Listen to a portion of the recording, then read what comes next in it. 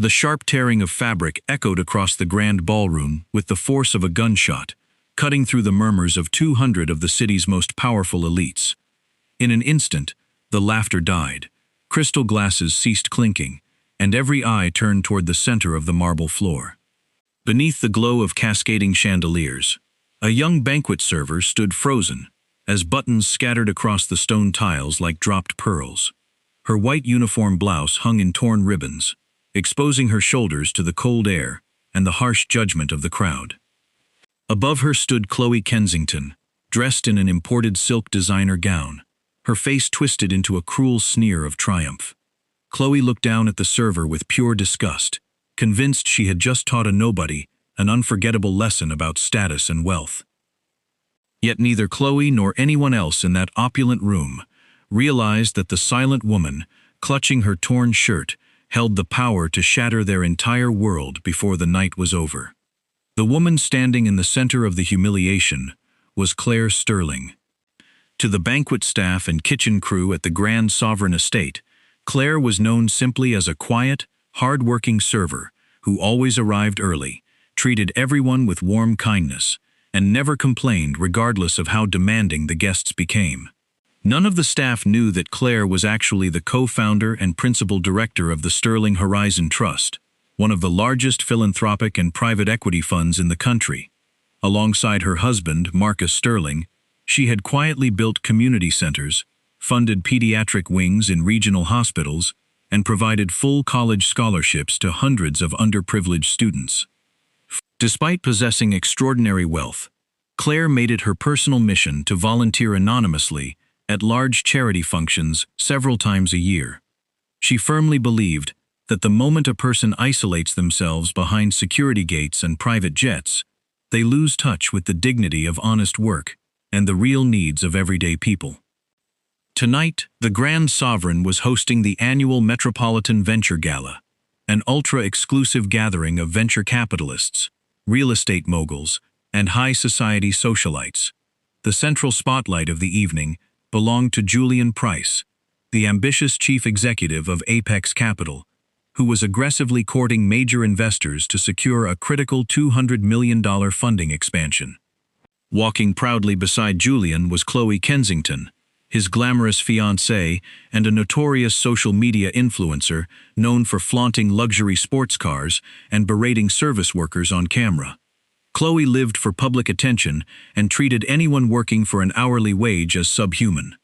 Throughout the evening, she had snapped her fingers at the catering team, made unreasonable demands, and repeatedly reminded the room of Julian's imminent financial triumph. Claire had spent the last 2 hours discreetly serving refreshments, ensuring the guest tables were immaculate, and helping younger banquet staff navigate the intense pressure of the gala.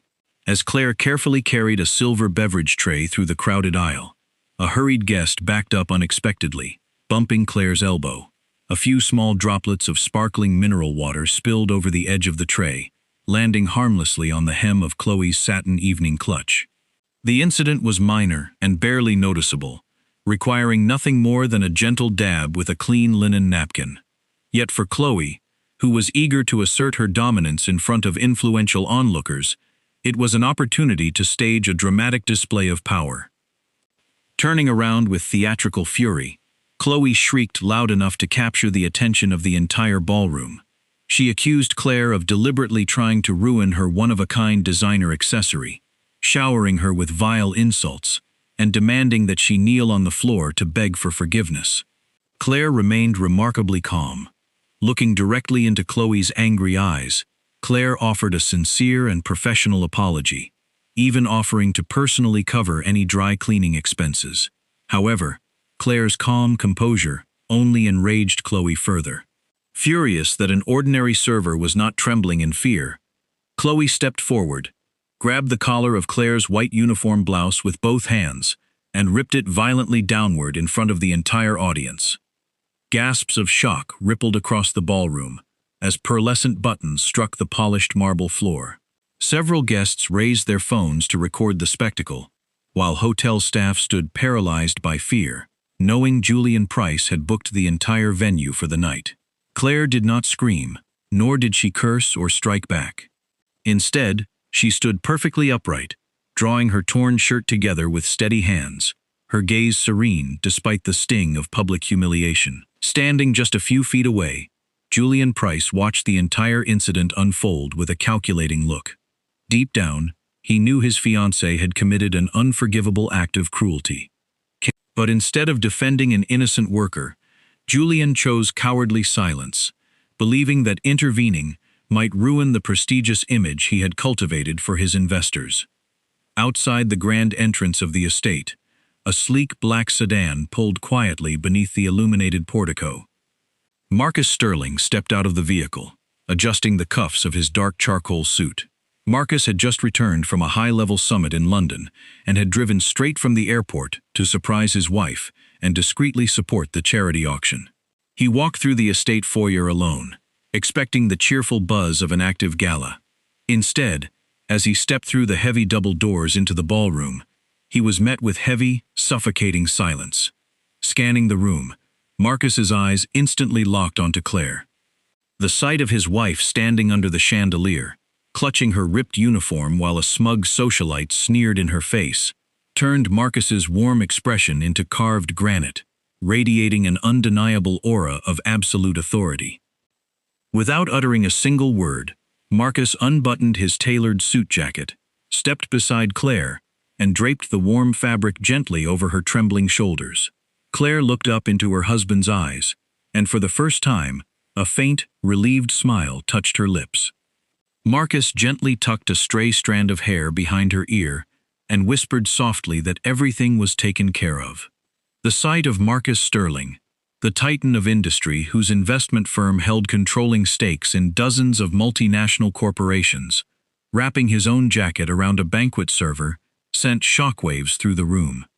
Julian Price turned pale as a ghost, his hands shaking so violently that his champagne glass nearly slipped from his fingers. The managing director of the Grand Sovereign rushed forward, bowing nervously before Marcus and addressing him as Chairman Sterling. Chloe, completely oblivious to the gravity of the situation, scoffed loudly and demanded to know why an important gentleman was wasting his time defending an incompetent waitress. Her words were cut short when the hotel director turned to her and sternly announced that the woman she had just assaulted was not an ordinary employee.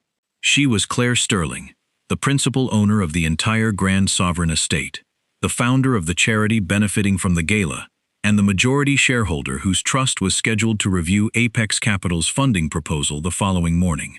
The entire ballroom gasped in collective disbelief. Chloe's face drained of all color, her smug expression collapsing into sheer panic as Julian stepped forward, stammering out desperate apologies to save his collapsing venture. Marcus looked at Julian with cold disdain, reminding him that true leadership is defined by how one treats those who cannot fight back. Marcus stated clearly that Apex Capital would never receive a single dollar from the Sterling Trust, effectively ending Julian's expansion plans and ruining his company's reputation within minutes.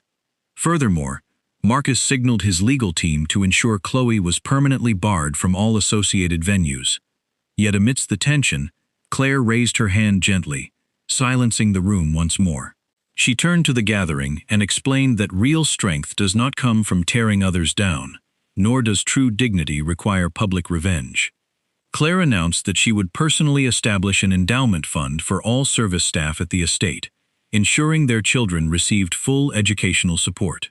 Before the night ended, Chloe was quietly escorted off the premises in disgrace, while Julian watched his empire crumble under the weight of his own cowardice. True greatness is never measured by expensive clothes or haughty titles. It is found in the quiet courage of those who choose dignity, empathy, and kindness above all else.